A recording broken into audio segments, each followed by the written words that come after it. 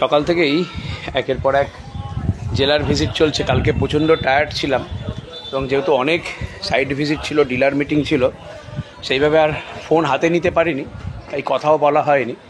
সকাল সকাল আবার কাটুয়া অঞ্চলে আছি। কাটুয়া থেকে ব্যান্ডেল পৌঁছে যাব।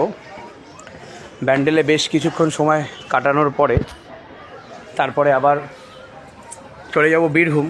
অর্থাৎ